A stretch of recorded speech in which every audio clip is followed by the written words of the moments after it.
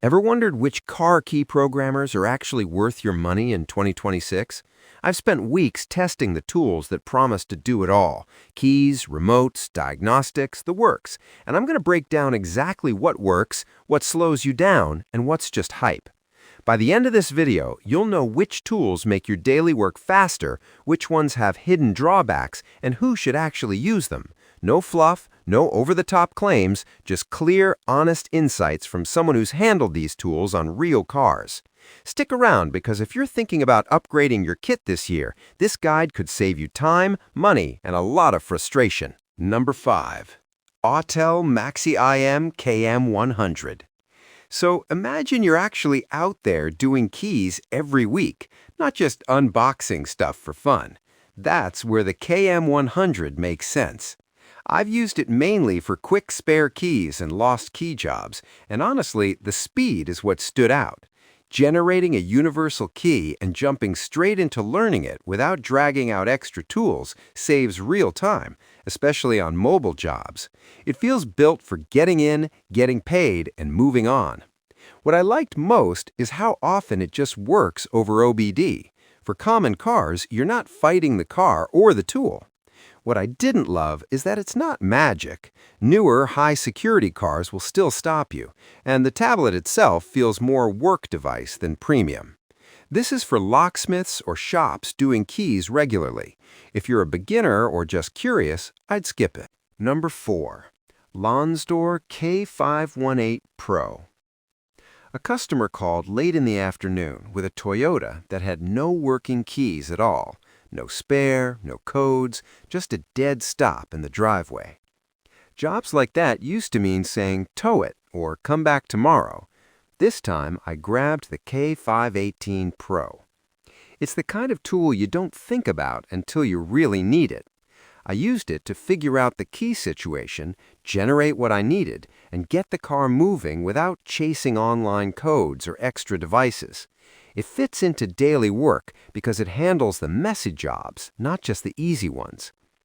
What I like is how much control it gives you when OBD isn't enough.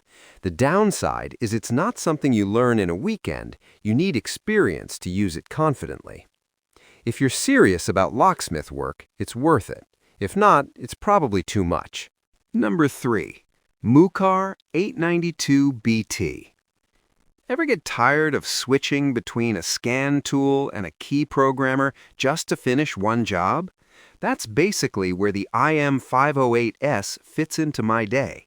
Most of the time, I'm not doing anything fancy. I'm scanning a car, resetting a service light, or adding a spare key while the vehicle is already in the bay. Having one tool that handles both means fewer trips back to the toolbox and fewer interruptions. What I appreciate most is how guided it feels. When you're dealing with keys, especially all keys lost situations, having clear steps reduces stress and mistakes. The downside is that if you want deeper key or chip work, you'll end up needing extra hardware, which adds cost later.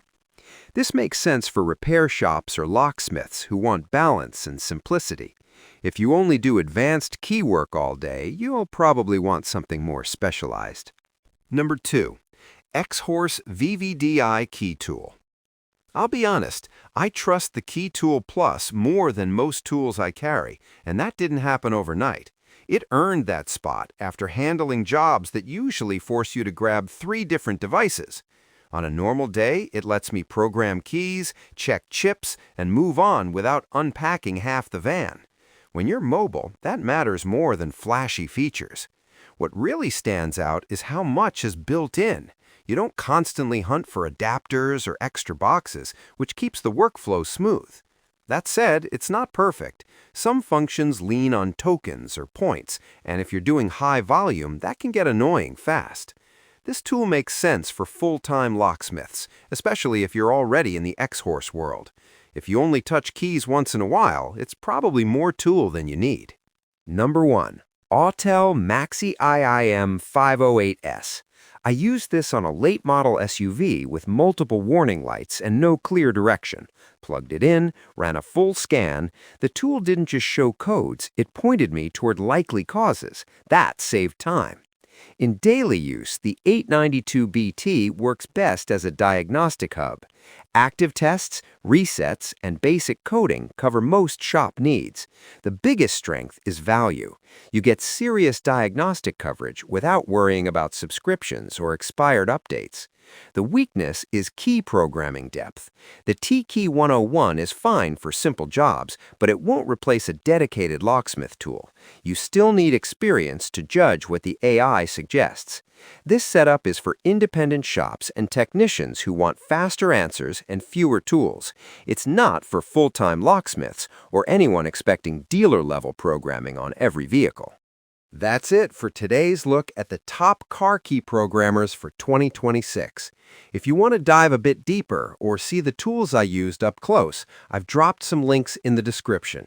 You can check them out at your own pace. Hope this helped give a clearer picture of what actually works day to day. Thanks for watching, and I'll catch you in the next one.